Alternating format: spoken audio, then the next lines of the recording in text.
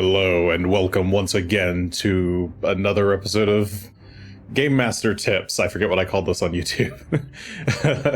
But today we are going to be discussing Rise of the Runelords Book 2, the Skinsaw Murders. If you watched the last episode of this, this is basically just going to be me going through a little slideshow presentation that I put together, going over various notes that I thought about while running Skinsaw Murders and things that I think can be helpful to other groups. Obviously, my ideas or my thoughts are not the be-all, end-all. Everything is definitely based on your own group and how you personally run things and such and so forth. But these are just things that I thought were helpful to know as I ran the game. So we've already got a question from Will in the chat. Why is Altered Foxglove so dreamy? I don't know. It's just, I think it's his smile. He's got like a very disarming smile. It's a shame that he is a murderer. But I guess with no further ado, let's go ahead and jump into it. So Alder is actually a big topic here. So let's see. Book 2, The Skinsaw Murders. This book covers basically from the point at which the heroes return from Thistletop through their investigation of a mysterious set of murders that begins to happen in Sandpoint. It eventually leads them to the Foxglove Manor, where they confront the serial killer behind the murders. And that leads them on a chase to Magnamar, where they encounter a Lamia woman by the name of Zanisha, who has been basically orchestrating the series of murders both in Sandpoint and Magnamar. And once they take her down, you are given a bit of respite before the party is shuffled off to what's it called? Turtleblack Ferry in Book 3. So this goes basically everything from the start of the Skinsaw Murders to defeating Zanisha. And then that kind of hard stops actually right before you're told to go to Turtleback Ferry. So yeah, that's kind of like the broad overview of what's gonna happen. The antagonists here, again, I kind of like to work, I guess, top down on antagonists, like look at who's behind everything in a particular adventure, and work backwards from there. That way you kind of understand the motivations. So Zanisha is the big bad of this book. She is a Lamia matriarch who serves the Most High Sioptra. She is, one of Karzug's basically top minions. This information is sort of buried all the way in Book 6. So if you aren't aware of this, it's not a surprise, but Book 6 definitely has all of the kind of details on exactly what Karzug's plan is and what he's trying to do. But the gist here for this book is that Zanisha is she is specifically hunting greedy souls to kill ritualistically for Karzug's resurrection. Zanisha herself has taken over a group called the Brothers of the Seven. They are a Skinsaw cult who worship Norgorber in Magnamar, and they've been sort of masquerading as a kind of gentleman's club for wealthy businessmen. They, in the past, I guess, Vorel Foxglove, who is Aldern's great-grand-uncle, they had helped Vorel out with the building of his manor, and thus Vorel owed them a bunch of money, and eventually the deed to his house after he died went to the Brotherhood of the Seven. The Brothers of the Seven. I keep calling them the Brotherhood. Shrug. I'll keep making that mistake. The Brothers of the Seven are led by one Justice Ironbriar in the present day. I'm not sure if he's always been their leader. I think he's an elf, so he could have been. At least for a while. I think the incident with Vorel happened like 60 years ago or so. Possibly more. The book has the exact details. You'll want to read up on them because it's sort of important. Oh yes, he definitely did have pointy ears. I just can't remember. I think he's an elf. I don't think he's a half elf. Let's see. So Justice Ironbriar has been basically seduced and charmed into following Zanisha's every whim. The Brothers of the Seven have also kind of accidentally mistaken Zanisha as like an agent of Norgorber. And the way the book words it is pretty funny, that they haven't thought to ask questions and Zanisha hasn't thought to provide answers. So it's pretty amusing. But in any case, the Brothers of the Seven have been sort of manipulating Aldern Foxglove into committing the atrocities at the start of the adventure. Aldern himself is an orphan. His parents died at the Foxglove Manor due to the vampiric, not vampiric, to the lichy lichen that had been, I don't know, got all over the Foxglove Manor. So his parents went crazy, I think killed themselves at the manor. This left Aldern and his sisters orphaned. They grew up, they had a rough childhood in Corvosa, where Aldern eventually grew up. I think maybe an uncle took him in and helped him become a sort of self-made merchant. He then moved back to Magnamar about 15 years ago, and had his sights set on recovering his old family manor. He schmoozes with the Brothers of the Seven, manages to get his mansion back, but in the process of sort of like repairing it, he starts to go crazy. From the hauntings and from all the bad juju, necromantic energy that's suffused the place. He does meet and marry a beautiful woman named Aisha, who's a local Varisian.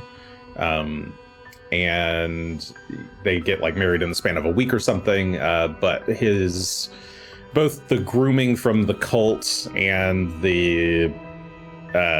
all the hauntings from the house sort of drive him to kind of extreme jealousy and madness, and he eventually kills Aisha. He then goes to the Brotherhood to get some help covering it up, and Ironbriar, who is now, by this point, fully a thrall of Zanisha, have kind of hatched this plan to turn him into another one of their minions with which to hunt down greedy souls. So Zanisha's ritual is such that she wants her minions to mark a body with the Sahedron rune, and then kill them. She has very specific targets that she's looking for. She's basically got a big ass list of all the greedy people in the area that she is like specifically hunting out. This is in contrast to her sister Lucretia in the next book, who is actually attempting to make as many people greedy as possible, and then kill them all in one fell swoop. Zanisha is more like targeted, picking out specific people. All right, let me look at the questions. I feel like we've missed a lot about Justice Ironbriar. Yeah, so that's actually a thing. The way Ironbriar is written in the adventure, he doesn't come up very directly, so you sort of have to... I think the GM has to do a lot more work to make him more important or interesting in the story, or relevant. Was he just a dick to Grushy because he was a dick, or was it because he was charmed? He was a dick already. Like, the Skinsaw cult existed before Zanisha. She just came in and took advantage of it. Also confirmed elf, thank you. Zanisha was definitely the scary of the two sisters, says Yutaska. Yeah, I would agree. Zanisha also, I think, never really shows up in her human form. I don't even know if they have human art for her. Whereas Lucretia wants to, or generally shows up in her non-snaky self. But yeah, so that's kind of the rough overview of the villains. I like to have a good overview of who all the bad guys are and how they're connected before I run a particular book, just to get a good sense of everyone's motivations. It helps you kind of fill in the gaps. Next up, we have the Foxglove family tree. This is really complicated, in my opinion. The information is very, very scattered throughout the books.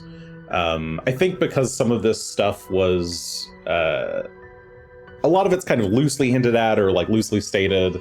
Some of it comes up in other adventures, where they kind of detail a few things more directly. Like, I think Aldern's siblings aren't named in this book, but are named in another adventure. The daughter of Cassandra and Vorel Foxglove is only mentioned briefly in the text of the adventure and never in any of the, like, big overviews for some reason. They also refer to Vorel and Cassandra's children, plural, but they only seem to have one child. So there's a lot of, like, small details that you need to sort of sort through to get this all figured out. But the big gist of it is that Vorel Foxglove, who has dreams of becoming a lich, built this manor with the help of the Brothers of the Seven. He was married to a woman named Cassandra, who is a Varisian woman, and they have a daughter together named Lori, who is a small child.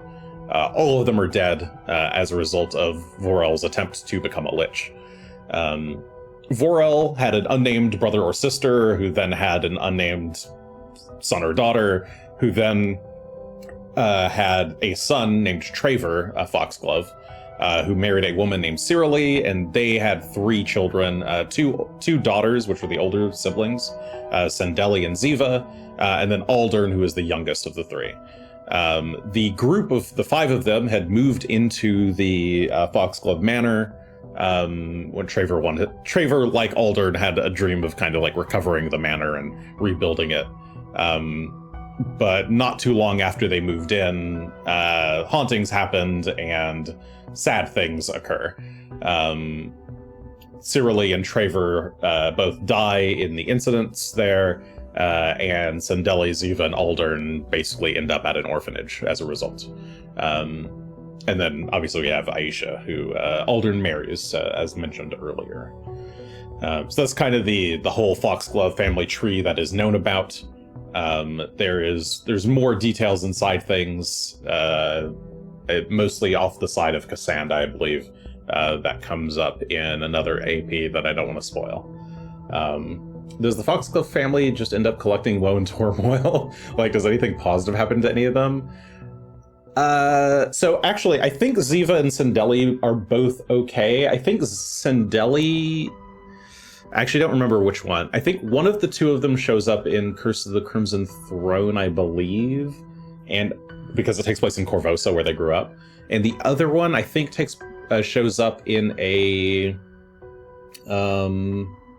I want to say in a Pathfinder Society scenario.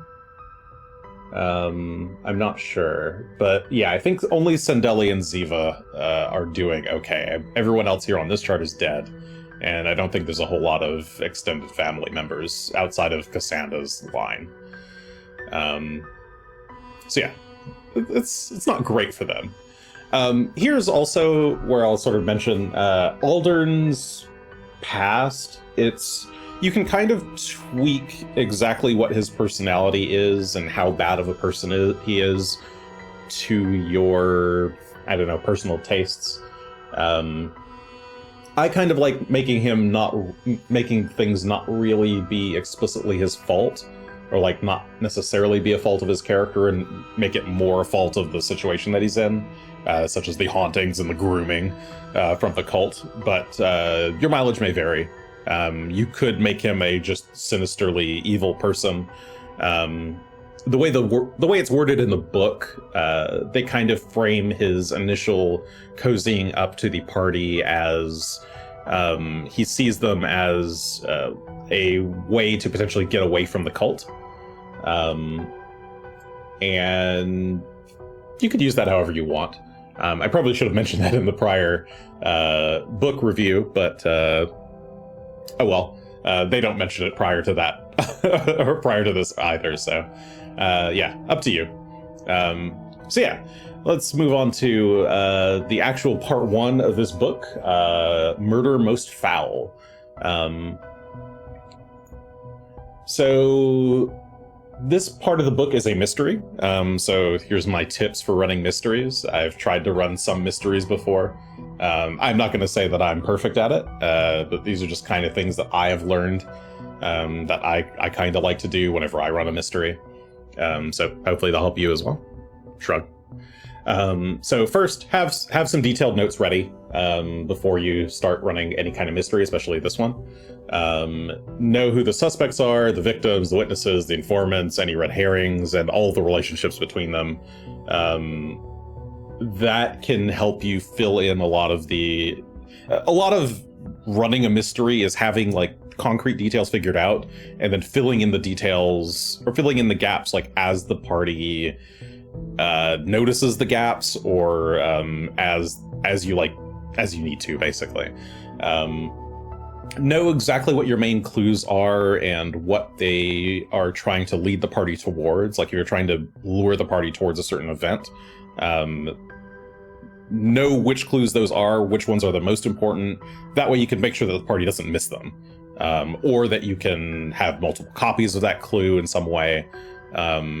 It's really important that critical clues do not get missed. Another thing is to just let the party talk. When the party is discussing like what they think could be happening, just listen to them. Don't try not to interrupt. Just kind of let them argue or bicker or consider or brainstorm things. It's okay for the party to be wrong. You don't have to correct them. Don't feel like it's like you've done a bad thing if they make a bad leap of logic. Sometimes that just happens. If they're doing it a lot, you can try to correct them a bit, but let them go on a little bit of a wild goose chase sometimes. That's fine. That's part of the fun of a mystery. If the party happens to point out like major inconsistencies or like logical flaws or logical leaps with the story as planned, I like to note those down and try to come up with reasons why those inconsistencies exist.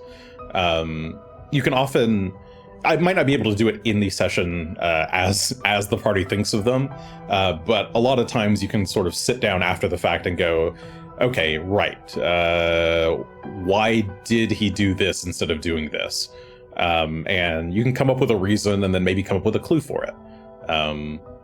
And that can help things feel a bit tighter, make things feel like they make more sense. Also note that sometimes your players have way better ideas than what's actually written in the adventure. Sometimes they'll like connect dots that you didn't think, or that don't really exist, or they'll realize that like somebody is actually the culprit that was never really supposed to be even in consideration, and maybe it's actually cooler if that character is the culprit instead. So if the party has this particularly cool idea, you can sometimes just run with it. And you don't have to tell them that you've changed your mind on how things are supposed to work. Yeah, mystery hotfixing, as Cap says in the chat. It's totally fine, and I do it all the time to just, you could just change to whatever the players think is happening. And it usually works. It also makes the players feel really smart when they theorize about something and it turns out to be true. Just don't let them know that you changed it to be true. And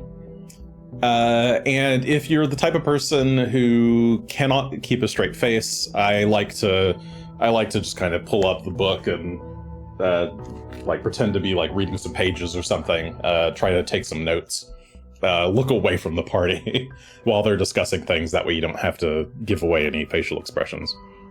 That's more of a like in-person thing, but if you're playing over Discord or something, just mute yourself. That works too. Will says, learn to smile all the time. Sure. Yes, you could also Stepford smile, I suppose. Next point, try to avoid rolling just to fill time. There's a tendency, I think, to for a player to say something like, I want to investigate the room, and GM to say, okay, roll perception. And the GM to not have an idea of what the DC is, for one. And I do this all the time. You see me do it. I always pull up the table to grab the DCs. It's a bad habit. I don't think I should do it. I don't think other people should do it. Try not to do it. If you're running a mystery, I think it's important to have the DCs in mind already, and to know what you're going to do for various degrees of success before you ever call for the roll. If related to that, any kind of critical clue that can't be missed, otherwise the adventure doesn't work, should not be a roll.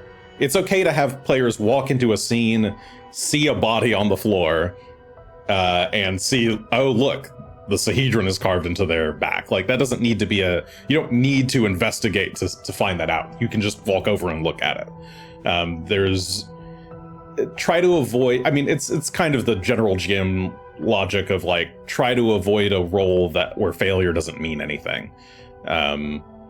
If all failure meant is that that somebody else needs to roll, or that the person's going to roll again, just try to avoid that. What you can do instead, if you are kind of strapped for ideas, or you need to kind of fill space or time, what you can do is ask for a roll and then use that to determine how long it takes to find something. So instead of just saying here's a pass-fail perception check, you can do, here's a perception check. If you succeed, it takes 1 minute to do something. If you crit succeed, you notice it instantly. If you fail, it's 10 minutes, and if you crit fail, it's an hour. But you still get the information regardless. It just takes different amounts of time, and that's useful if you've got some kind of external time pressure. This adventure sort of has a GM lever for time pressure of Aldern can be committing more murders in the background. So if the players are taking too long to get through the investigation, more people start to die. So that's how you can kind of adjust this. Anytime the party is floundering a lot, going back over clues, or if they feel like they're stuck, don't be afraid to give additional clues. Don't be afraid to have NPCs provide clues directly if you need to.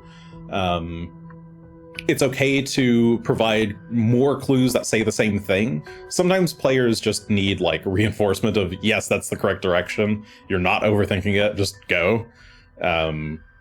So it's okay to insert additional clues that kind of say the same thing as other clues. Likewise, if a party missed a clue in some other spot, it's okay to move the clue somewhere else as well, or to create a copy of that clue, or something that's effectively the same thing as that clue in a different location. If the party is going really off the rails, doing something absolutely crazy, I like to pull your character thinks that this is a bad idea, or your character thinks that that's not possible. I try to use this sort of sparingly. I use it more on third action to kind of control the timing of the sessions a bit. When I see the party is about to go, I don't know, try some wild scheme that's gonna just use 4 episodes of time and not get anywhere, and I know that's gonna happen. I can say your character thinks that's stupid. Not in those terms, but your character thinks that this person is. They're scared, but they seem to be telling the truth. You just don't do that and then make that incorrect. You don't want players to distrust when you tell them their character thinks something. Only use this technique to save players time. You can also outright say, hey, I'm going to save you some time. Your character doesn't think that that's smart, or your character does not think that this person in any way could be a killer. Your character thinks that this is irrelevant to the adventure. Yes, well, exactly. So yeah, don't be afraid to pull that card if you absolutely have to. I would try to avoid it unless if you're playing in kind of very constrained sessions, or if the party is just kind of meandering around or feels lost or is doubling over stuff. Then I think it's fine. But try to avoid that if you can. All right. So finally. Sorry, I had to clear my throat. We get to Sheriff Hemlock's plea. So this is kind of the official start of the adventure. Sheriff Hemlock comes to the players with information about some murders that have taken place. One murder happens, I believe, 2 days before the events of the book start, and then another murder has happened the night before.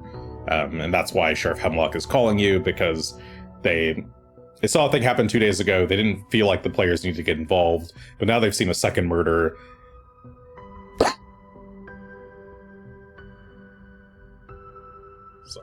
Sorry, 1 sec, water. Okay, the party has... Hemlock has seen that there's some kind of connection between these two murders and now wants to involve the party.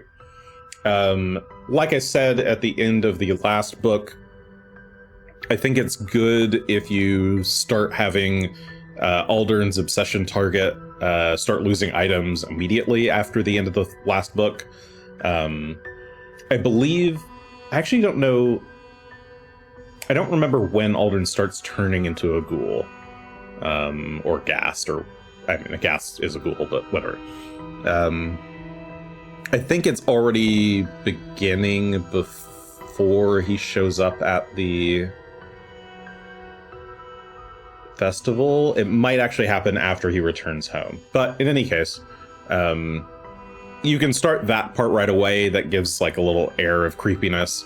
And then a couple days before you want to start book 2 officially, you can have maybe somebody reference the bodies that are brought into the barracks that day. And then the morning that they get the information from Hemlock himself, they can hear some rumors about something happening at the sawmill. So you can kind of like lead the players into it. But yeah, make sure you have at least some block of downtime so the party can like retrain, rest up, get some new items, meet some NPCs, etc., in the gap there. If your party is anxious to just jump into it, you can give it a couple days, maybe skip some time if you need to.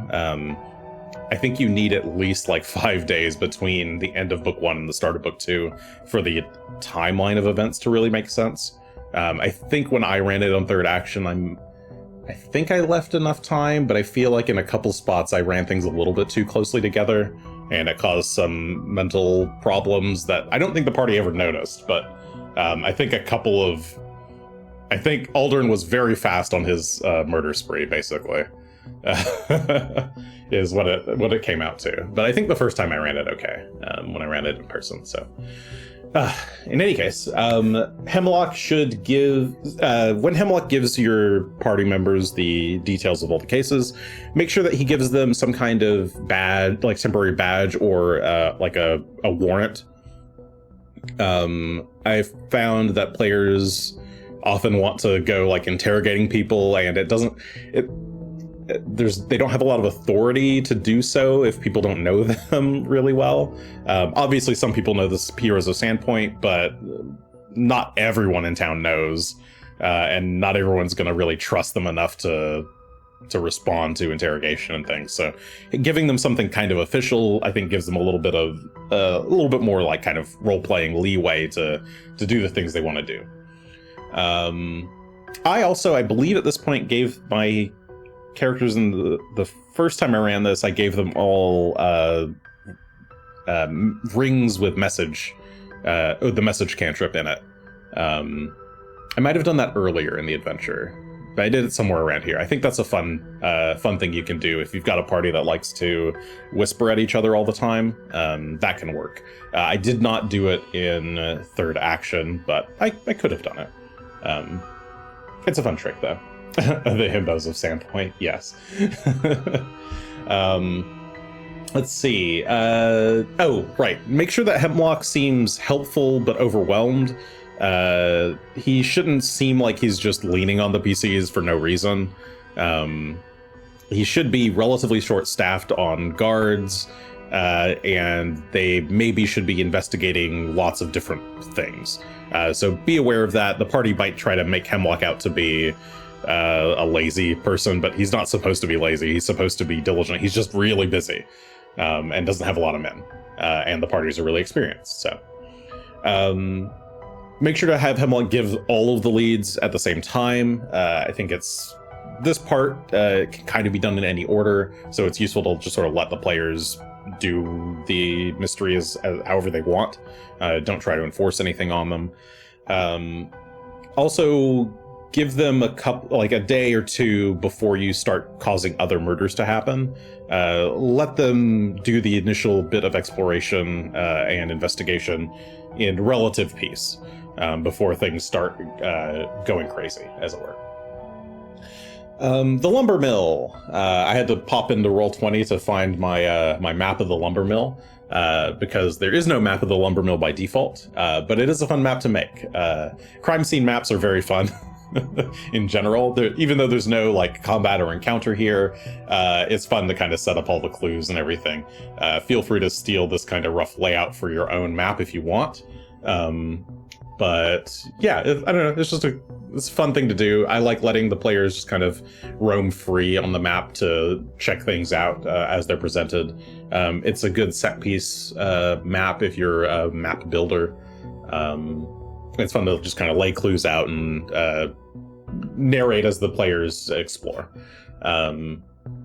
The important things to find here are that Harker, the owner of the mill, is the primary intended target of this murder that took place here, because both Harker and Van Vender's daughter die here, but it should be somewhat clear that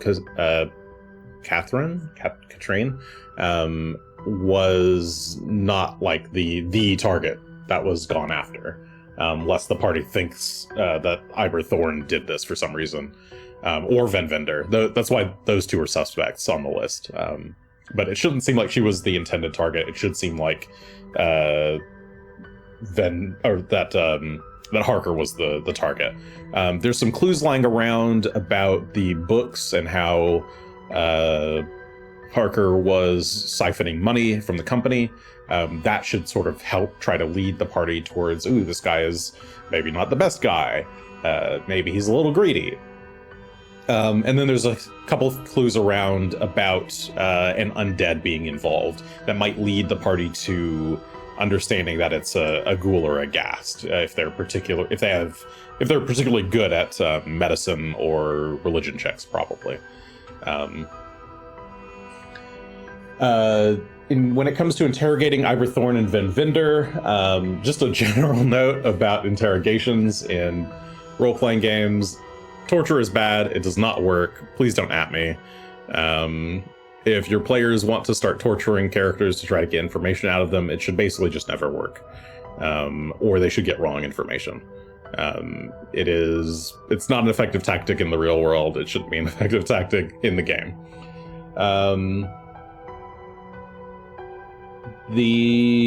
Both of these interrogations are good chances to use the disposition rules as written, both in first edition and second edition.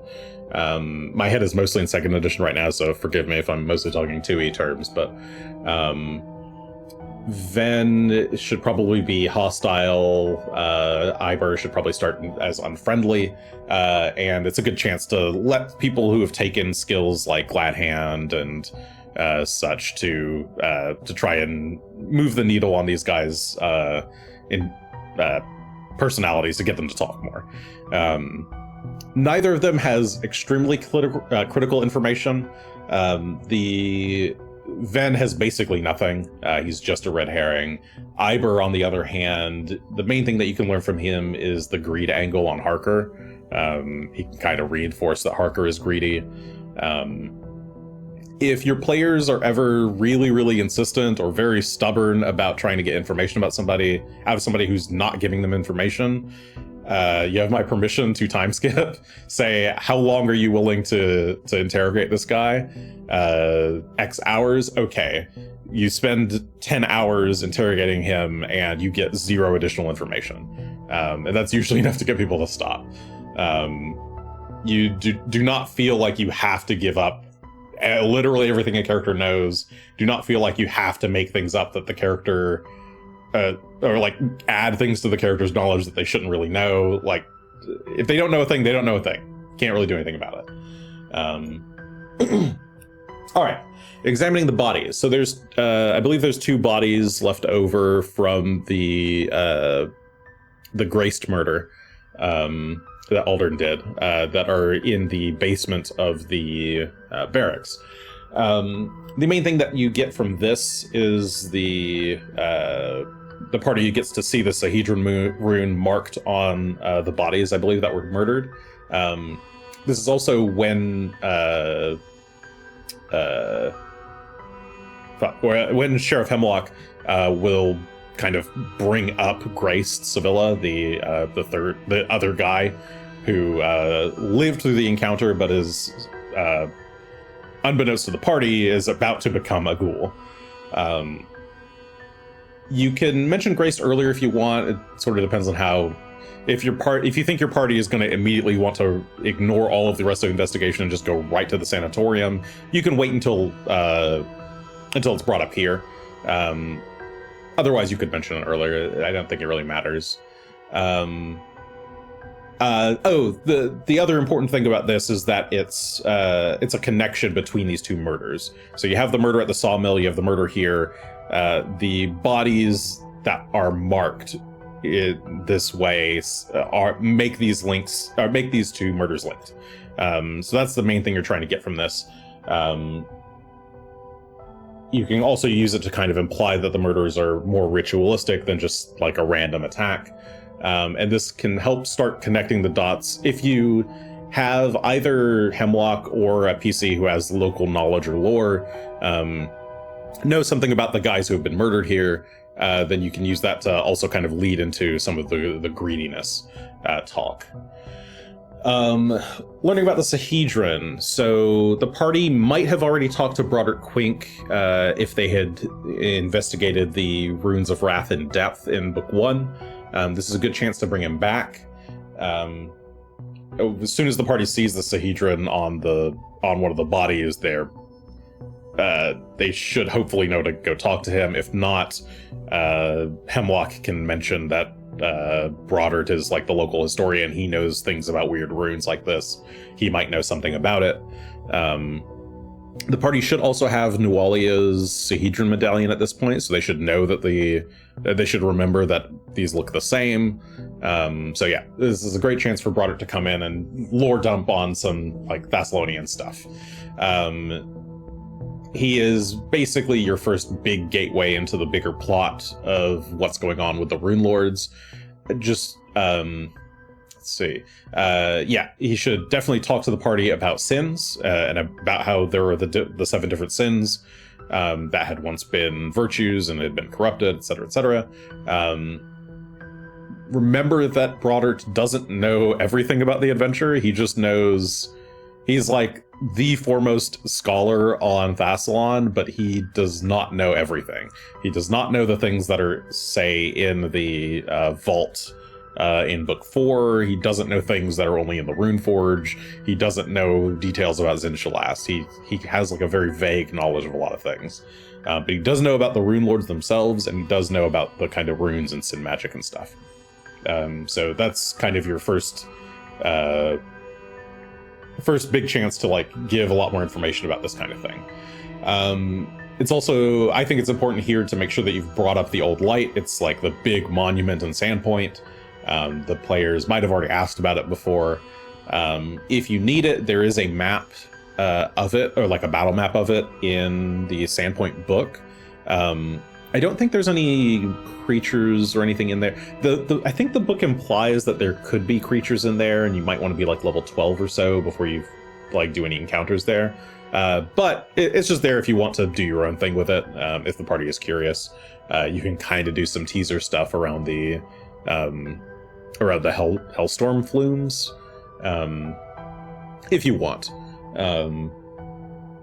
And if the party shows a lot of interest. This is also a good chance to foreshadow about Magnemar's Irespan and Riddleport Cyphergate. Basically, all of the cities and towns of Varizia are built around some old Thessalonian monuments. And so this is a good chance to mention a lot of those. The Storval Stairs is another one I didn't write down here, but yeah, there's a lot of old stone monuments. They're all Thessalonian. Really cool old buildings, yes. And this is also your chance to give, I don't remember if I did this here, but I think this is a good point to give the party a handout or two. Particularly, I like to give out the Sahedron with the runes on it, and each of their schools of magic. So the party has some info relatively early on what these things are.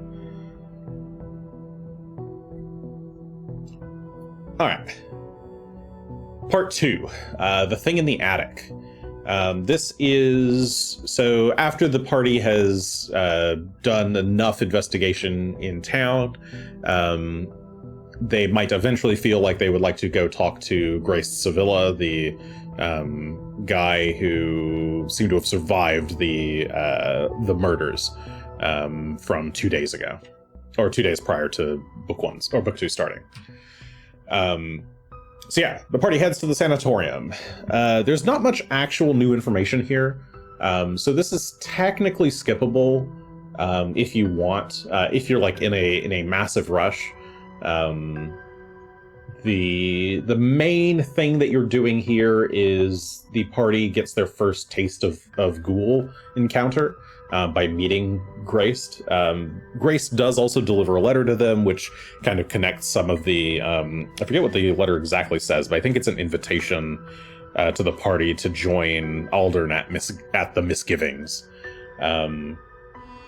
There's also a whole silly thing with Habe and his two, he has like 2 tiefling bodyguards, and there's like a necromancer in the basement. All that stuff is very fun to RP. You play it however you want to play it. If your party doesn't want to do a lot of combat, you can run this as strictly RP. If your party loves combat and just wants to murder everything, then you can have Habe and his friends be a lot more sketchy, like overtly sketchy, to sort of taunt the players into attacking them. So it's up to you, though. I think when I ran this on 3rd action, the party got some inklings that Habe was a weirdo, but decided to just leave him alone, and did not go into the basement. The basement of the sanatorium has Chezerlu Zaren, a weird necromancer guy who has actually been paying the rent for this building to hide out here. It's sort of just a random encounter. The guy doesn't even have a portrait. I think he's just got some zombies down there that he's been taking like prisoners' bodies from the sanatorium, or patients' bodies after they die from the sanatorium, and turning them into zombies. It's fun, it's silly. If you want the party to fight it, you can draw more attention to like the there's like a stairs leading down into the basement. You can put like a employees only, no exceptions, under punishment of death, or some kind of silly sign like that if you wanted to kind of draw the player's eyes to it. But otherwise it's not super necessary. I think what I ended up doing in 3rd action was eventually later on, I think Sheriff Hemlock mentions that they had to send some guys out to solve some issue. There were some zombie attacks near the sanatorium, and they had to send some guards out, and some guards died, but they eventually captured the necromancer down there. So you can do something like that. You can have the party fight it. Doesn't really matter. It's not really relevant. There is some treasure down there though, so it's cool if the party does go down there and get it. It's a good source of wealth. Next part, this one's Walking Scarecrows. This is kind of a triggered event, basically after the party has done enough other investigation, but before they run off to the Misgivings, which is the alternate name for the Foxglove Manor. They're supposed to hear about a Maester Grump. I believe Maester is his first name. I forget offhand, but Grump is a farmer working on the Hambley farm. You basically get to choose exactly when he shows up. You can either have the party run into him directly as he's like fleeing to Sandpoint, or you can have, if you would rather have them like, it sort of depends on how ready the party is. If the party is like, has kind of done all their stuff and has relatively full resources for the day, then you can have them run into Grump directly. Otherwise, you can just have Sheriff Hemlock come to the party with new information and let them know that Grump is at the barracks or something. Just make sure that enough time has passed between Grump showing up and whatever your last murder was, because otherwise Aldern has got to be really busy and would be zooming around the town, zooming around, I guess, the hinterlands, rather. He needs enough days to have, like, killed a couple people and have them turn into zombie or ghouls. Yeah. And also, I guess worth noting, the Hambley farm is also kind of skippable if you really got, if you're really in a rush, you don't want to do either the sanatorium or the farm, you could skip both of them. This is a pretty thick book, and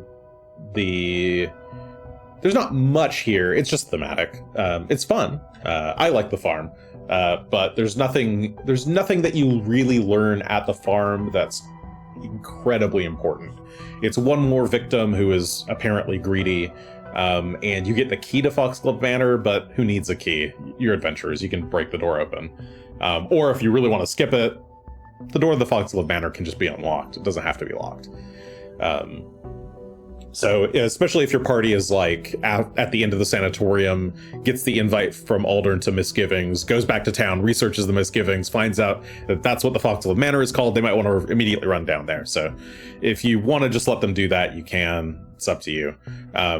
You can also, just by having Grump show up, hearing about people in trouble is probably going to make the party want to go help the farm. So if you really want to, like, if you need to get the party EXP or just want them to get more money or whatever, yeah, you can still do this. So don't skip the NPCs who have turned into ghouls. It's a small note in the text, but it is very funny to me. I thought it was very interesting. I believe Gunn accidentally killed one of them, because what I like to do is have them run into a few of the ghoul scarecrows first and then put a person as a ghoul, so that there's it's funnier that way.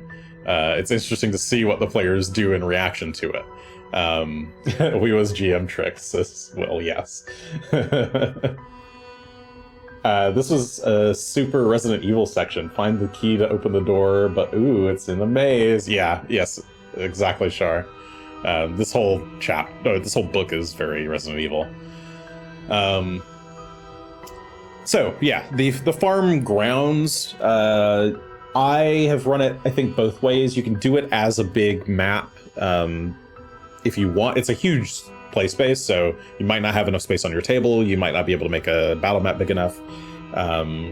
You could run it as one big map. What I've also done is run it as like a series of disconnected maps and say things like, well, you can see the farm up on the hill, or the farmhouse up on the hill, which is where the party's obviously trying to get to, but maybe you can't see the other paths super well through the tall crops. So you can do things like, the path branches here. You can go east, west, or south. Which way do you go? And just run it as a series of intersections instead, and let the party build their own map. That's fun too. I like that. I like that version. players might not like it. I don't know. I enjoyed running it that way. If you need to, you can trim the number of Scarecrows. I think there's something like 13 Scarecrows, I want to say. I don't think I ran that many last time. That's like a little bit much. Yeah, there's 13, is what the book says. I think I ran maybe closer to 6. You definitely don't need to run all 13. Just enough for the players to kind of get the gist, just enough to trick them with the living people who are still alive, strapped up like Scarecrows, and then enough to get them to the farm to find the key and everything. All right, so with all of that done, at some point they've actually got to solve the mystery, which basically, I mean, it's a very simple mystery. It is who orchestrated all this. It's Aldern. Where is Aldern? He's at the Foxglove Manor. There is some info at the start of the next part in the book that has like rumors and things that you can learn about Foxglove Manor and the Foxglove family. That's use their time in town to kind of pick up this information if they need to, or if they want to, or I mean, encourage it, because it's sort of the only way they get some of the story. If you are skipping over events, just be kind of mindful about where you want to be EXP wise. I recommend if you're gonna do a 2E conversion that you try to stick with milestone, but you do want to kind of make the levels relatively evenly spaced, if you can. So just watch out. You might end up with some, if you skip too many events, you might end up with like a we're level 2 for one session, we're level 3 for one session, we're level like 3 for 5 sessions, and then the next few levels were like 1 level each. Yeah, just be careful. Plan out where you want your level breaks to be. And if there's parts you've got to skip, just, yeah, I guess be cognizant of how long you're spending at each level. Yeah, give your party a little bit of time to think, if they need to, before starting to, before you throw more murders at them. I worry a little bit about throwing additional murders at the party, because it might just cause them to stay around town and try to solve each individual murder, rather than just focus on finding Aldern and getting to him. The Night of Ghouls event is mentioned in the adventure, of having, like, if the party takes too long, then maybe a bunch of ghouls show up in Sandpoint. That's a fun thing to run, potentially. I haven't ever tried it, but it sounds cool. Maybe consider doing that before doing a set of murders, or like additional murders. And yeah, some NPCs should probably at some point, if the party is asking about Aldern, even if nobody has successfully made any checks about Aldern or like gathering information, you should probably have at least one person mention that Aldern was married. It's sort of important that the players kind of know who Aisha is by the time they get there. But yeah. All right. Part 4. The Misgivings.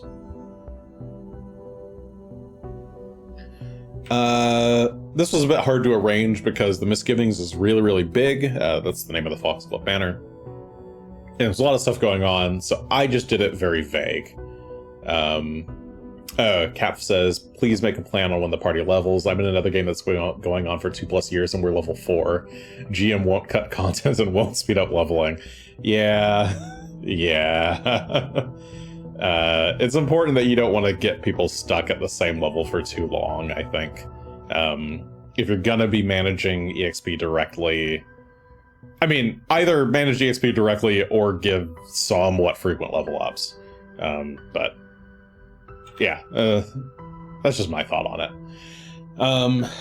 Okay, so Foxglove Manor has a lot of haunts. It's like 95% haunts. There's a handful of like normal encounters and everything else is haunts.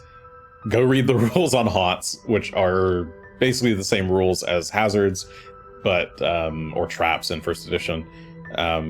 Make sure you know how those rules work. That said, I don't know if the rules as written necessarily works perfectly for how the haunts kind of narratively work in this adventure.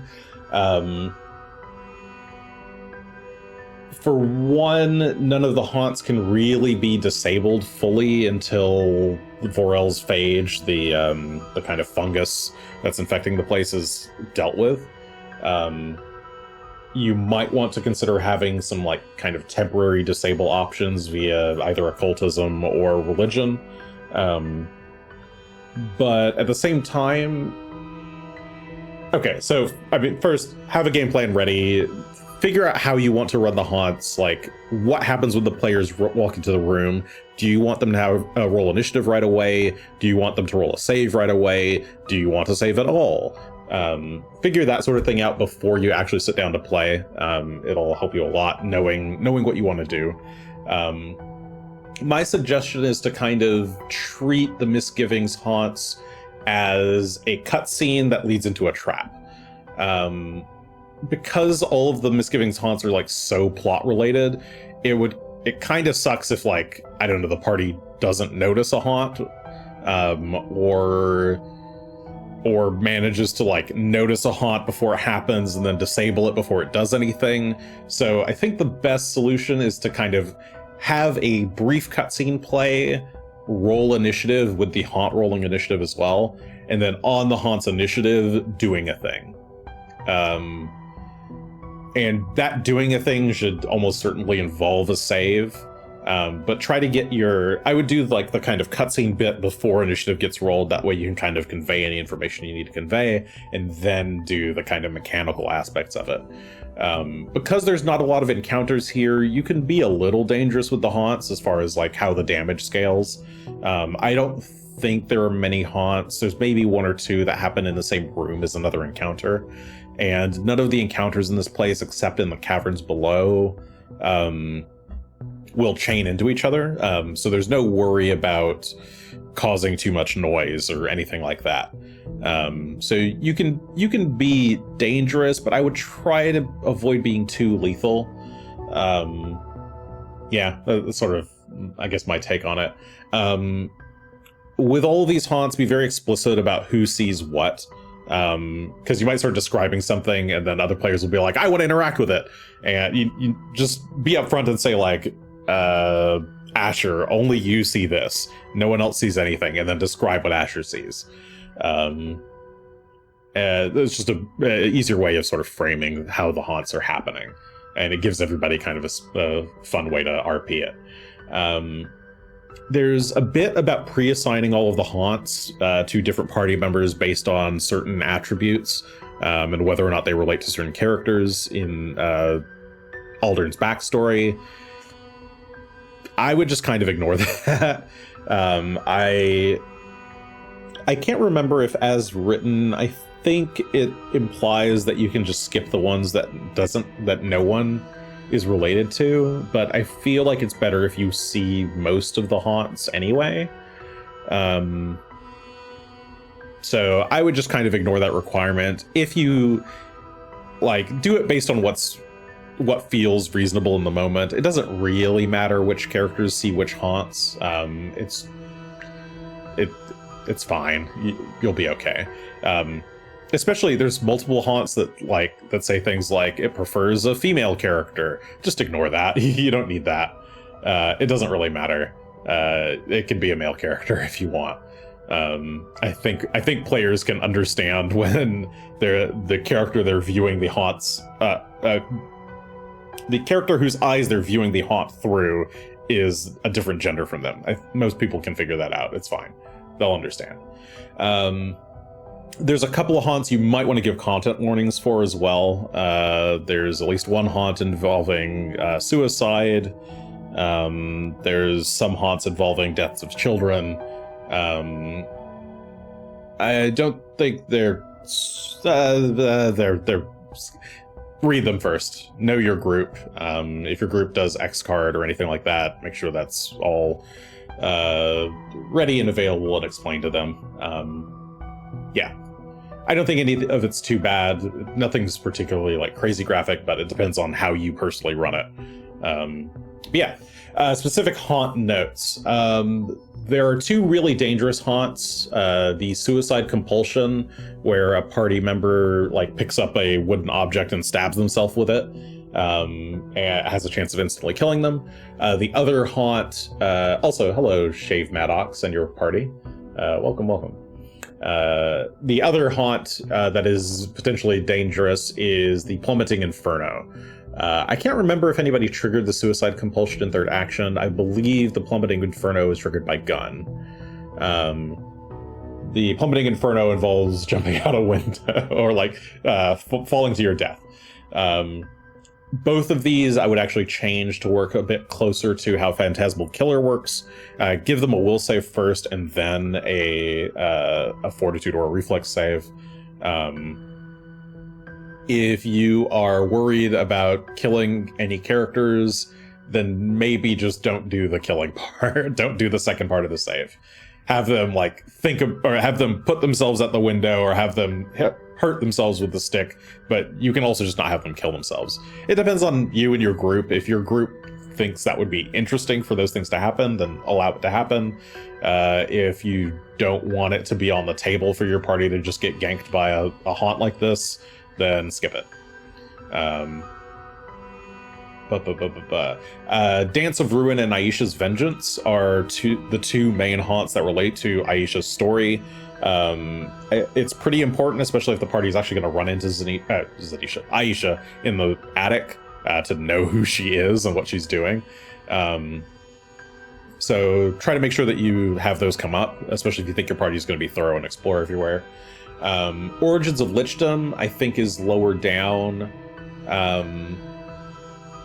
That one is very important for explaining what's going on with the house in general, and what Porel's deal was. So just keep an eye on that and like make sure you've got a scene for that planned in your head. And then Ghoulish Uprising, that's a scene where the party kind of sees Aldern becoming a ghoul. I think you can actually alter that one a little bit to add some Zanisha to it, to get like a little bit of a drop of like, ooh, a snaky woman standing behind Aldern or something. I didn't do it last time. I was just thinking about it when I was going back through my notes this time. Which one relates to stealing Aisha's portrait and pawning it? I forget if there's an actually haunt with Aisha's portrait, but there's nothing that compels you to do that. No, I think you just did that on your own. Well. All right, so the actual Foxglove Manor and Misgivings. It is a pretty freeform dungeon crawl.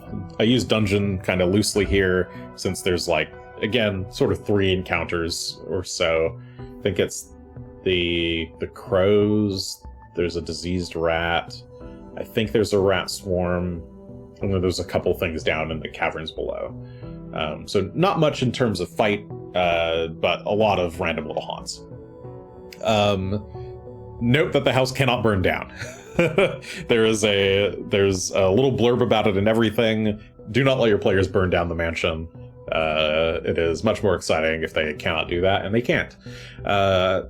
Also, I don't remember if the book says to do it or not, but I like to make it a dark, stormy night. You can play rain sound effects, thunder sound effects. It's very fun.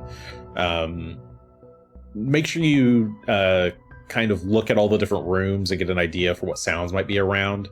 I like to think of the house as being very wooden and creaky, and if it's raining and very windy, the house should be like kind of creaking a lot, especially because it's built on this kind of cliffside.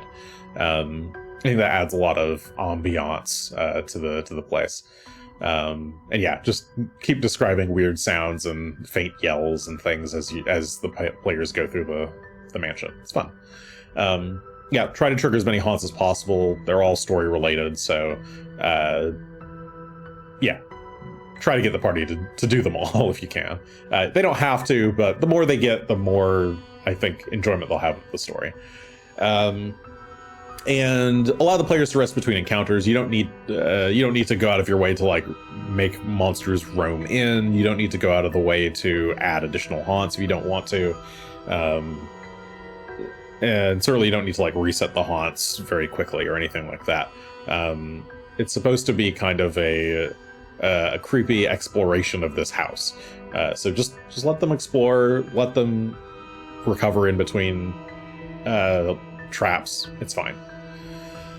If they burn it down, how can we start the real estate simulator game? Oh, well, once they're done with the house, then they can burn it down. But they have to get rid of the Voral's Phage first, I believe. Oops, I'm covering up the Skinsaw man's face. What a shame. It's so beautiful, too. Maybe I can... no, I can't really... no, I can't move. Hello. I'll be over here now. Okay.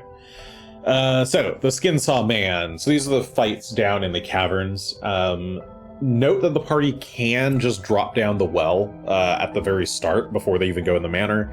I think my first party tried this. They, like, initially went down the well, maybe fought the, like, what's it called? The Skaveling, the big Batman. I think they might have fought it and then, like, retreated back up the well. But you could very easily have a party just do this whole dungeon in reverse. Be ready for that, potentially. If you don't want the party to be able to do that, then just get rid of the well. You can have the well be broken and collapsed. You don't have to let them go in that way if you don't want to. I think it'd be very strange for the party to do it that way in terms of, like, the narrative of what's happening, because you kind of encounter Aldern first and then do the whole rest of the building and then run into... Well, I mean, I guess you would... I don't know. I don't like doing it that way. It might be worth just making the well non-functional, or making the well not connect to the rest of the underground caverns. I think that's reasonable as well. There's not really any particular reason why Aldern has to be using the well exit to get in and out. The caverns have a lot of encounters that are very optional. There's basically just a bunch of ghouls and ghasts down here. You can skip them if you want. They're not... The party, by this point, has probably fought enough ghouls and ghasts that you don't need to have more of those encounters. Unless you're just wanting more encounters, that's fine. Nothing wrong with that. Consider moving some of the ghasts or ghouls into the Skinsaw Man fight, though. I find that even in both editions, putting Aldern by himself is... I mean, he'll probably just die very quickly. So you might want to have some additional minions with him to just as backup, and make it a little bit less of a one-sided fight. You might also, if you're putting him by himself, and especially if Aisha is going to be helping the PCs, say if they find her upstairs, you might want to bump his health up just to kind of give him a little bit more staying power, make him a little bit scarier. I find Aldern, dies really fast. So something to keep him alive a little bit longer is useful. And don't, have him still be kind of human. I like the bit where he kind of talks to the players a little bit before he turns into Skinsaw Man proper. But I guess mileage may vary. Do it if you want. Okay, so after you beat Aldern, the party finds a note from Zanisha to Aldern explaining to him how the ritual works and reiterating that he needs to do it or else suffer the consequences. So this should lead the party to Magnamar to chase the Skinsaw. Exploring Magnamar. So the party is fairly likely to find Zanisha's letter and immediately want to book it to Magnamar. I'd be very surprised if your group does not want to do this. The book does have some suggestions if your party doesn't do this, though. So feel free to use those suggestions. I can't really see that happening unless your party is really against doing the story for whatever reason. In which case, maybe you shouldn't be playing an IP. But if your party is concerned about going to Magnamar and not seeing their friends at Sandpoint or something, remember that you can use courier services, either magical or non-magical. I like to use non-magical ones, charge the party some coppers, and have messages go back and forth between Sandpoint and Magnamar. That's totally fine. The world should be connected. it shouldn't be just totally disconnected as soon as you walk away from Sandpoint. The city itself is sort of as detailed as you want it to be. There is a bit in the back. I think the appendix for it is fairly small for Magnamar. It doesn't go into a lot of detail. If you want a lot more backstory and just locations and NPCs and stuff, the Magnamar City of Monuments book it's a paperback book, or glossy back, I don't know what you call them. That has a lot more info. I didn't end up using it this time or the first time because I didn't know it existed. I mean, it says it exists in the book. I hadn't looked at it. So I think if I were to run it again, I'd probably do that. But also, if your party doesn't really care about city backstory and stuff, you can run it as is. It doesn't really matter. You're only in Magnamar for this kind of last section of this book, which is admittedly a lot of time, but the party doesn't come back here unless they really, really want to. So it's up to you. But yeah, once they get to Magnamar, give the party a little bit of time to set up at an inn, do some shopping. You don't have to rush them into finding the Foxglove Manor, but they'll probably want to do so pretty quickly. As mentioned, I think very early in this talk, this is kind of your first chance to introduce Ironbriar. I think I failed to do this I guess I did it in like a Grushy backstory episode, where he ran into Ironbriar there, and you kind of got a sense that, oh, this guy is scary and maybe corrupt or something. He's a bad man who's also a justice. You want to try to introduce Ironbriar as early as possible while the players are finding out about the Sahedron murders that are happening here in Magnamar. Maybe that's a good chance to have them run into Ironbriar. They might need to ask him for if the party wants to go investigate, wants permission from the city, this is a good chance to have them be sent to Ironbriar and have Ironbriar just reject them outright and say there's no need, something like that. You could also just have Ironbriar pass by. You could have Ironbriar be helpful. There's a lot of different things you could do with Ironbriar here to make him more interesting. Otherwise, he just kind of shows up and dies, so there's not really much there. The Foxglove Townhouse. So I think the Faceless Stalker ruse is absolutely hilarious. Do not skip it. Having the players show up at the townhouse only for there to be a perfectly fine Aisha and Aldern just chilling, inviting them over for dinner, I think it's perfect writing. Whoever decided that, I think, is a genius. It's a fun scenario. The fight's relatively straightforward. No notes. Should be able to run it kind of as is. Note that the house itself might end up becoming the party's base in town if they want it. If they do take it, do note that the townspeople nearby all think that the Foxgloves live there, so it's don't be afraid to have some neighborly NPCs pop on over to ask about them, and see how the party responds. Maybe don't go so as far as to threaten the party unless you end up needing to put the whole party in jail. But it can be some funny RP moments, I think. Let them weekend at Bernie's, the Faceless Stalkers, or something if they need to. How many times does Aldern die? 3? I guess he dies to become a ghoul. He dies after the party kills him in ghoul form, and yeah, I guess the Faceless Stalker version of Aldern probably dies here. I think you guys I believe the party captured one of the Faceless Stalkers and interrogated them here, which is why I have this note here that it's fine to let the interrogation just work. It's not necessary for the Faceless Stalkers to be terribly, cheap on their information. They can just want to run away, and that's fine. you're going to try to lead the party over to the Sawmill of the Seven anyway, so that'll happen. One sec. Blowing nose.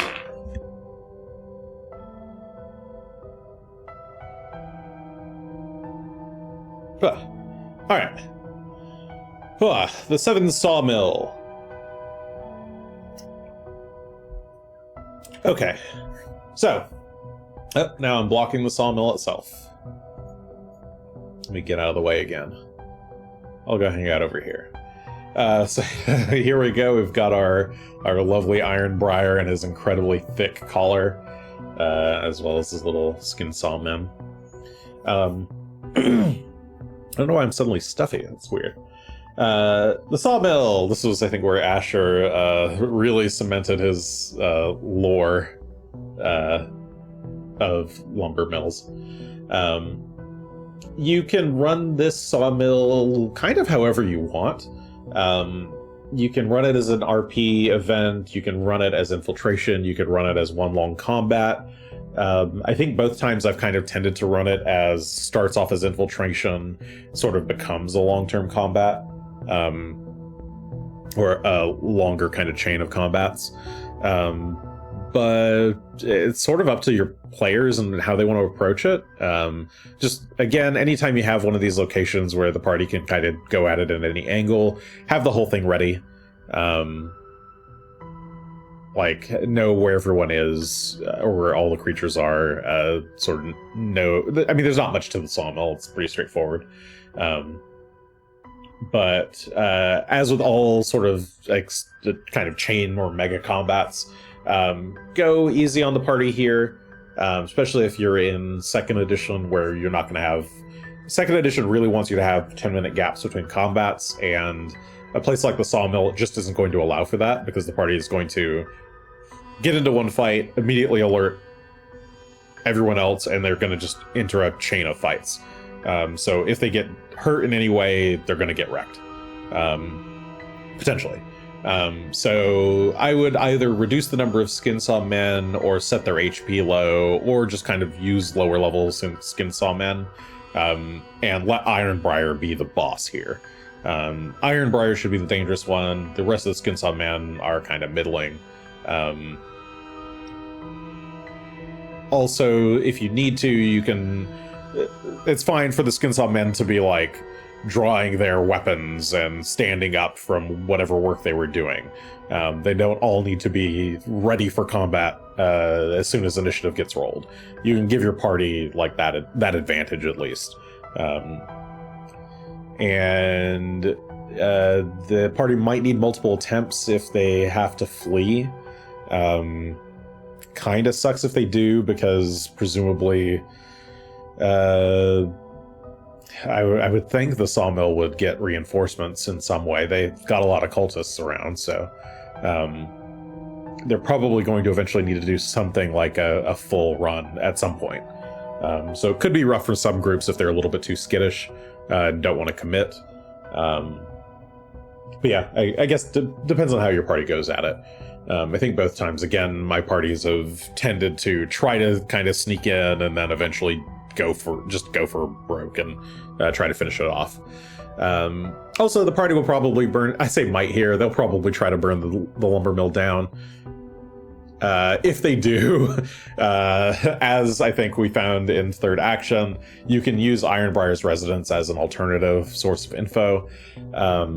You might need to reveal, in the case that the place burns down, you might want to, like, have Ironbriar run out and, like, take off his Skinsaw hood, or Skinsaw masks to, like, reveal that it's him, to the party. That way they at least know where they can go look for more information.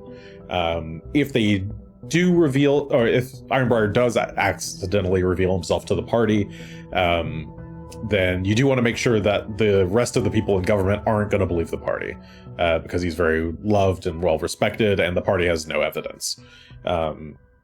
So impress it upon them that they need to get an evidence. And you can just move... I think there's a letter from Zanisha to the brothers, or to Ironbriar.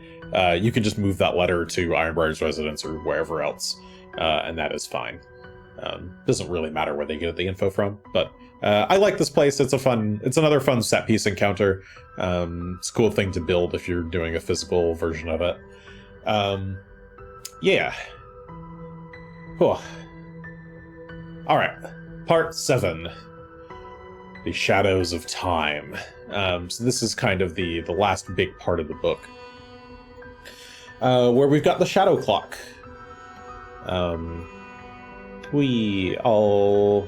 I can sit here on top of the Shadow Tower. Why not? Again, another very cool set piece location. Another fun place to build if you're actually building out the thing physically. If you're doing it in Foundry or Roll20, you can have stairs automatically linked up as you go around.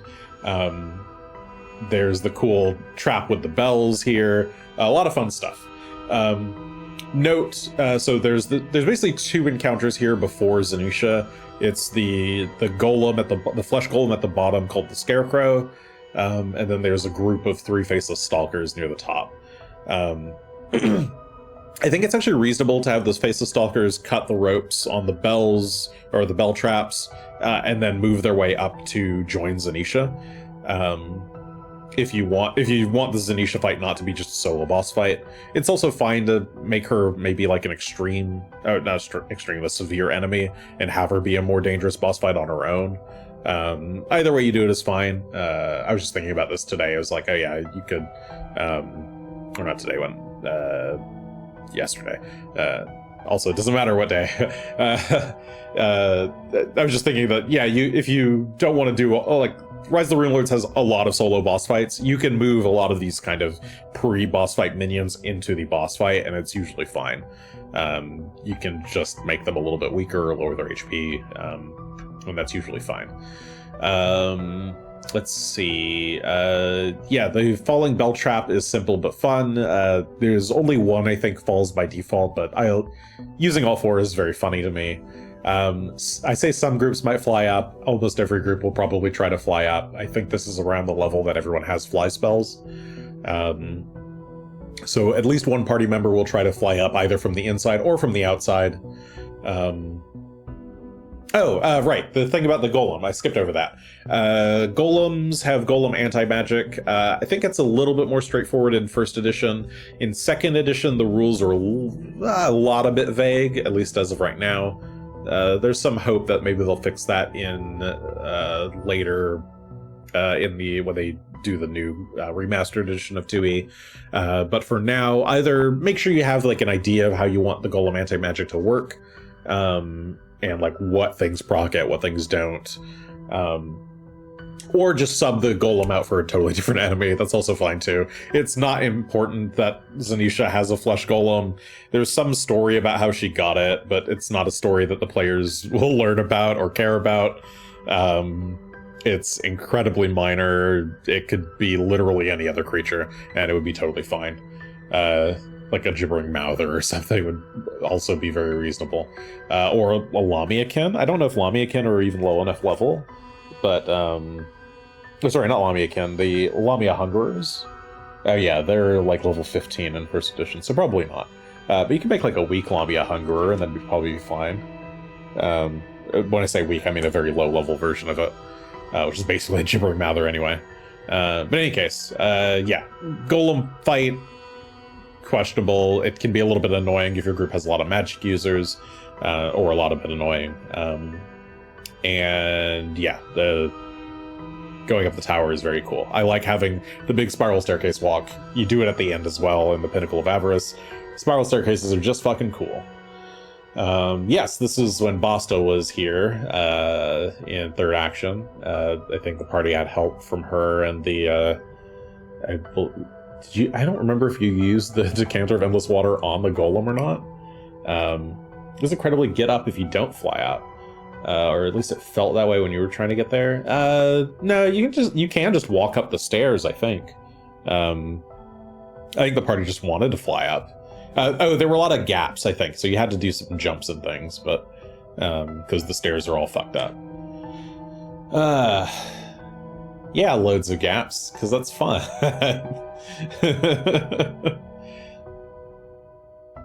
All right. The Zanisha fight. So once you get to the top, you get to fight Zanisha with her cool statue. I can't remember. It's like some angel statue. Then there's Zanisha's like weird nest. This is our first real direct connection to Karzug.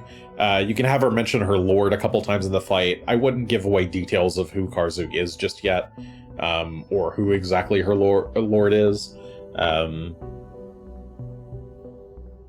She has a bit of text in her morale section in the book that says that she tries to escape when she gets down to 20 HP. I would have her try to escape as soon as she kind of realizes things are getting bad. I think Zanisha and Lucretia both are very good recurring villains, so they're very fun, I think, for the GM to run. So as soon as things start to look like she's not going to win, she can reasonably try to do her... She always jumps off the ledge and then feather falls is her escape plan. So I think it's very dramatic to watch her do it. I think you do want to... I think both times I was able to successfully do it, and both times the party is like terrified when it happens, or like very surprised that she's managing to do this. So it's a good surprise. It's a fun moment. Definitely make sure you don't wait until she's got like... If you wait... any character that has these, like, when they get to 20 HP or 15 HP or whatever, if you wait too long, you always run the risk of the party just killing them outright and then never doing their cool thing. So I think her jumping off the edge and feather falling is very funny. So I like to make sure she gets a chance to do it. Another thing, the terrain in this place is really cool. You've got a big, cool open area with, like, dangerous ledges on every side. Take advantage of it. She should be able to threaten to knock off the PCs if needed. If you're playing in 2E, she's got Lamia Matriarchs have a Dervish Strike, which they can use to, I think, 3 actions attack everyone in range. With a reach weapon, that makes that even more fun. Use it at least one time. Also, Zanisha and Lucretia both have a lot of charm spells. I would only use one of them. Try it one time. If it works, it's funny, it's interesting. It could be very dramatic if somebody gets suggested or charmed in some way. But I would avoid having her spend like all of her actions every turn trying to charm people. Even though that's sort of what Lamia's abilities are kind of catered towards, or at least the Snake Lamias are catered towards. It doesn't really kind of... Like, enchantment magic just doesn't really work super well when you're like a boss creature by yourself. If she had more minions, then I think it would work. But yeah, I think for the most part, just have her try it once or twice just to kind of show that, yes, she does have these abilities. But otherwise, have her actually just fight.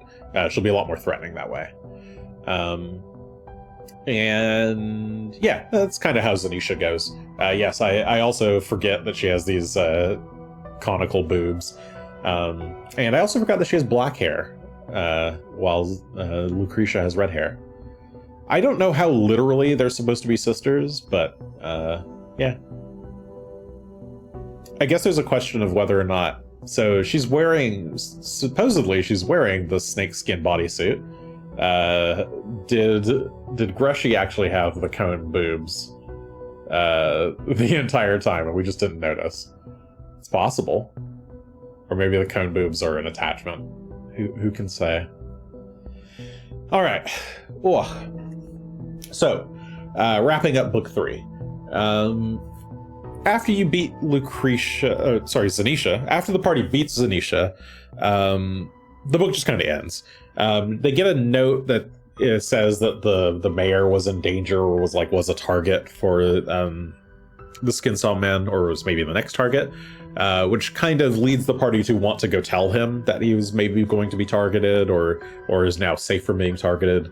I would go ahead and accelerate that, have them meet the mayor as soon as possible, build up some rapport. At the start of the next book, they're going to get basically a directive from the mayor to go out to Turtleback Ferry. So you can either... I think what I did in third action as well is have them meet him like right away, get their like a thank you and appreciation, give them some money, and then a couple days later, after they've had some time to do some shopping, etc., have Grabaris call them up for another meeting where he would like to ask them to go to Turtleback Ferry on his behalf.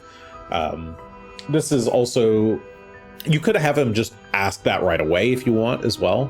I think that's fairly reasonable for him to be like, actually, I've also got this other thing that I'd love if you guys check out, and I'll give you extra money for it.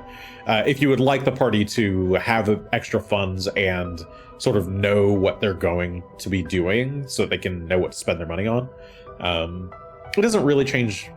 I don't know if it changes so much what parties will want to spend their money on, but at least knowing that they're going to be leaving Magnamar shortly would maybe sort of help accelerate their choices on that.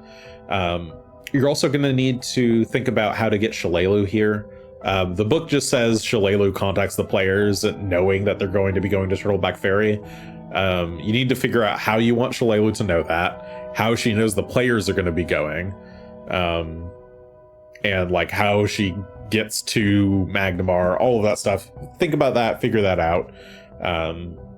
I can't remember how it actually happened in third action. It's possible that the party sent a letter or something to Sandpoint letting them know they were going to go to Magnamar. That then prompted Shalelu to come join them. Yeah, so just be ready for that. Think about what how Shalelu is going to justify going with them. I just remember having to put more thought into it than the book does. And yeah, this is your time to just kind of wrap up anything that is sort of left behind in either Sandpoint or Magnamar. Again, you didn't really get too much time in Magnamar depending on how fast you were doing this book. But this is basically your last chance for your party to really be in or have easy access to a big city. Basically until throughout all of book 3, they're at Turtleback Ferry and don't have good city access. Once they hit book 4, they'll be back in Sandpoint for a bit, at which point they'll kind of have sort of loose access to Magnamar and Riddleport. But then right after that, they're off at the Storval Plateau. So this is a big chance for them to spend money, figure out, or get interactions with other NPCs and stuff. So make sure you have time, leave some time to do that here. And yeah, there's no rush currently to get to the next book.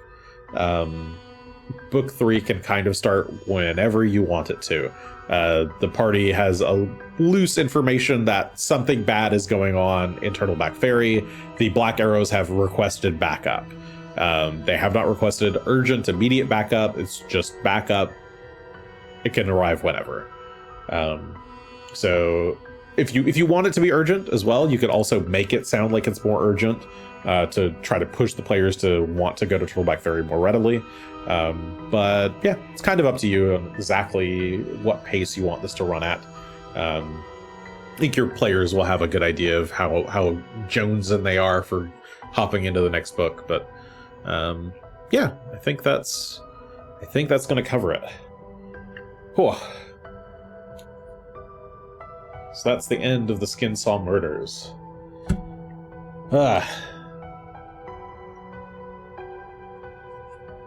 And so I guess we've got some people in chat. If anybody has any questions for me, I will accept questions now. I mean, I've been accepting them the whole time, but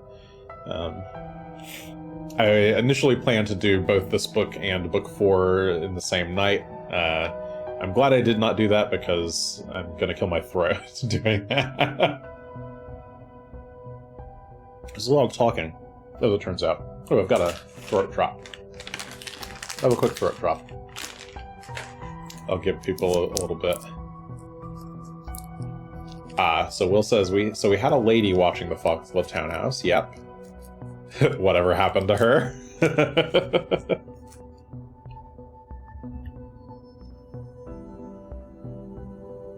That's a good question. I don't remember if I even wrote down her name. I also don't think you paid her for additional... Well...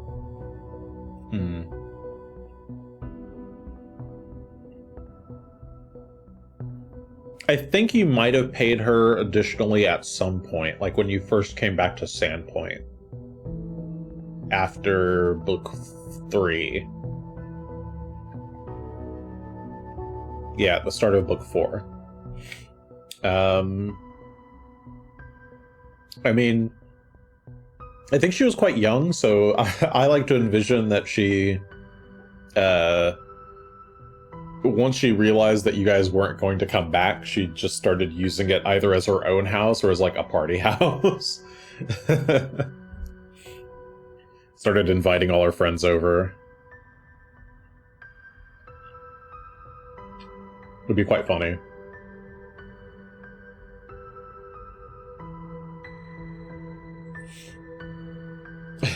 The heroes come back to... Yeah, it's just going to be like a block party at the Aldern's Magnamar Villa.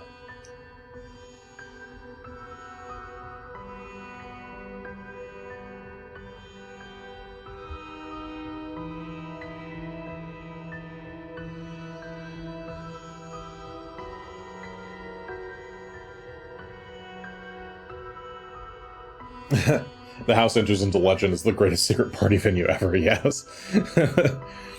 It's like there was this great club in Seattle, the Happy Times Fun Club, which was like this, I don't know, it was just like it was somebody's basement, like unfinished basement, that they had converted into like a concert venue. It's like my favorite concert venue ever. I think they got shut down by the fire marshal sometime after I moved away, but they were it was a very fun venue where you can see a lot of cool indie bands. And so I like to imagine that maybe that's what happened at your Foxglove Manor then. They're just hosting all sorts of weird little indie rock parties. What would have happened if if the heroes all fell off the clock tower? They would have died?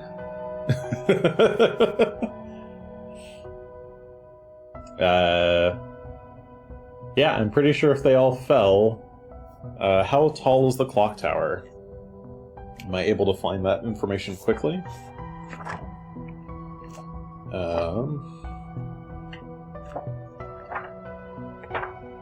Oh, this book is also great for having the, this part, whatever, is great for having the big anniversary edition book, because you get all of the nice, oh, it's coming into focus, kinda, all of the nice little letters. I guess I didn't mention it, but Aldern is supposed to he has like 3 different categories of obsession that he can have with a party member. And so all of his notes come in triplicate based on which obsession he has with you. And his obsessions, I think he can either be in love with you, he can hate you. Oh yeah, it's lust, wrath, or envy are his 3 different obsessions. So he can be like jealous of you and think that you're like way too cool and wants to be skilled like you. He can be in love with you, which is what I picked for Asher because I thought it was funny. I'm sorry, Shar. I just love Aldern as a character. I think it's very funny when he falls in love with somebody. It's very weird and creepy. And yeah, I think the wrath option is if he doesn't have any other options. He's just like, I hate you. I hate your guts so much. Let's see. I mean, if they all fell off and died, what would have happened from there? Or does only the last book have what would happen if the heroes fucked up at the end scenarios? Yes, only the last book really has like a complete what if the party wipes here. Because it's sort of assumed that if your party wipes at any given point, a new party steps in and continues where your old party left off. So if the party had all died fighting Zanisha, then, well, at some point, Mayor Grabaris needs to send some group over to Turtleback Ferry. So he'll just find another group that needs to go to Turtleback Ferry, and they'll continue the adventure. They'll maybe hear about the issues that happened with Zanisha, but they just might have less kind of context for it. So that's probably what I would do in that case.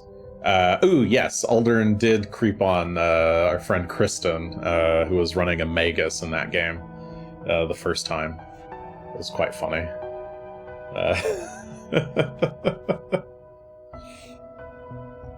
I apologize to everyone who's a victim of Aldern.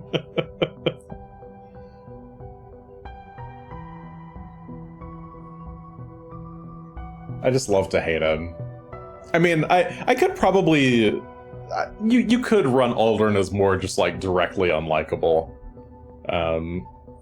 I'm just personally a weird sucker for, like, his particular, like, I don't know, look. He is a bisexual icon, yes. He just... Something about him, the way he smiles, he's just... Can I bring him back up? Where was he? Not that smile. That smile's not good. He's on slide like 1 or 2. Ah, there he is. Yeah, look at that smile. I just can't say no to that. He's just such a nice looking man. It is like Ken doll smiling, yes. Does Aldern really have foxskin gloves, or does he wear regular gloves like a poser? I don't know. I don't remember. I do remember someone... So I think a foxglove is a type of flower that is white.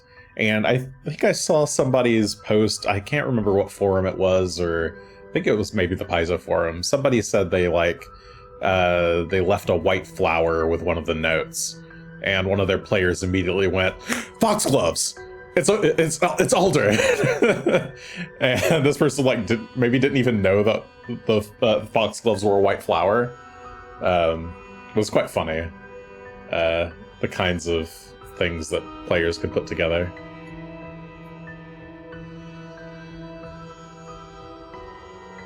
I'm sad that we don't get, we don't really get live Aisha. That picture of Aisha there is from, the Faceless Stalker version of her.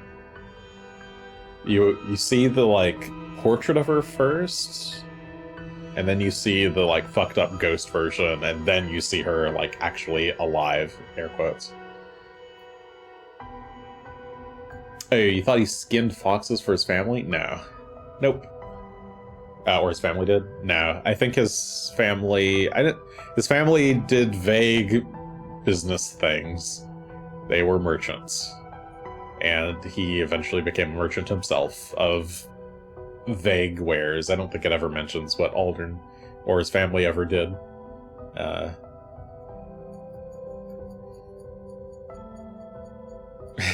Don't worry, the Foxgloves still do vague business things, yes. Oh, the other Foxgloves, yes, I think so. I think one of them owns, like, a marketplace, and the other one does some other business. I was just looking at the Wikipedia articles today. I think, actually, if you go back to the episodes where I discuss the Foxgloves and talk about the family, I think I actually say different names for his two sisters, because at the time, I wasn't aware that his sisters actually showed up in other books. So I had just made up other names for them, and then I only when I was making my notes for this did I even realize that they actually had names, because I don't think it shows up. I think they're just literally they're nameless in this book. So it just goes to show you, sometimes you got to check the Wikipedia, or not Wikipedia, the Paizo, or sorry, the Pathfinder wiki, to just anytime you're looking up a character, look up one of the names. They probably have a Pathfinder wiki page. They'll probably have more details that are buried in some random book or Pathfinder Society scenario. One of them's the Scion Lady of Absalom. What? Of House Foxglove? I mean, they do have... there is more to their family than just them, obviously. or the few of them that exist in this adventure. But yeah, they're definitely from this adventure. Or like, this is the first place the Foxgloves show up. I have no idea, yeah, what the rest of them are like, or if any of them are nice. I hope they're all nice. If I ran them, they would all be incredibly nice people. Because I feel bad for the hand that Aldred got dealt to him. Even though it was his fault. Everything Aldred did was his fault. He did kind of murder his wife.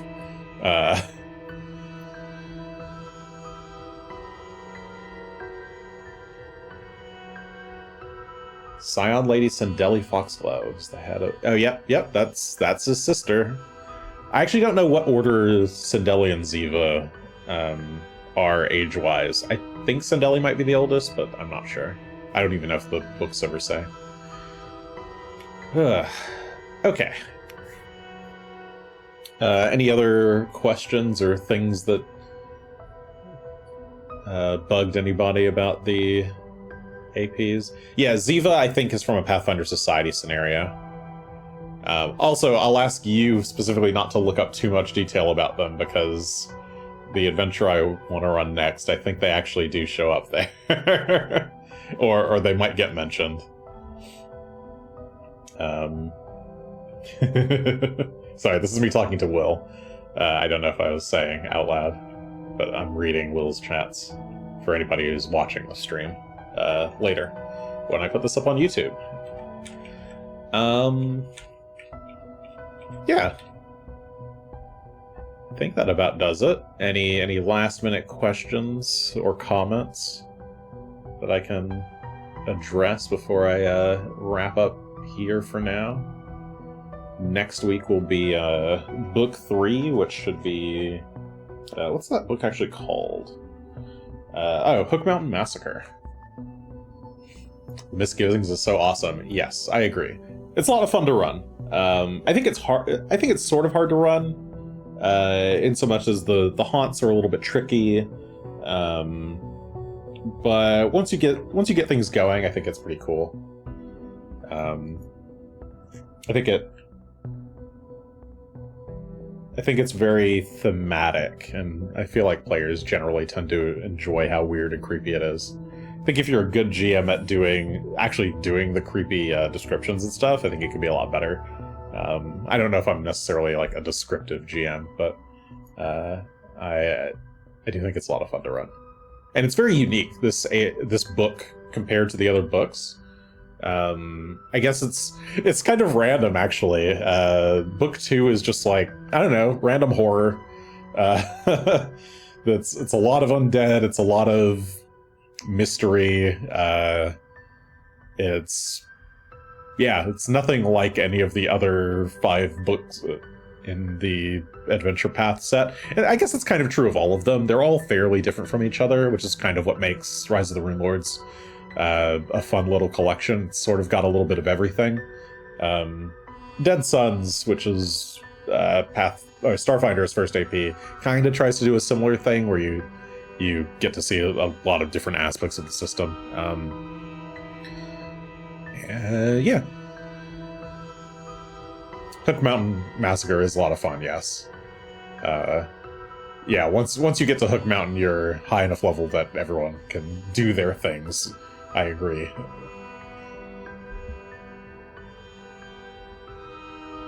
Ooh, Zanisha was your table's favorite boss to hate so far. Nice.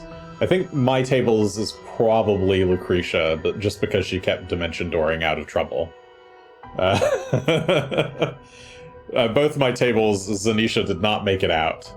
I think both times she tried to escape via her jump off and feather fall, but did not succeed.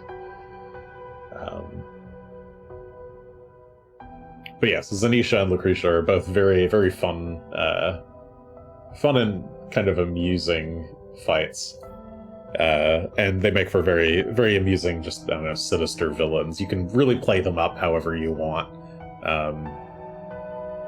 I dream of a world where you actually get Zanisha and Lucretia together, but as worded, I think Zanisha doesn't want to ever go back to Lucretia if she fails, because Zanisha and Lucretia would, I guess, like, taunt her for it. It doesn't stop Zanisha from coming back, but she just refuses to show up at the same place that Lucretia is, which is kind of funny.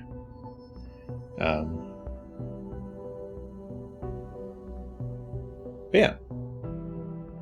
I think that about does it, I suppose, for this book. So, tune in next week for the Hook Mountain Massacre and all of the storming of Fort Rannoch that takes place there. Fairly well.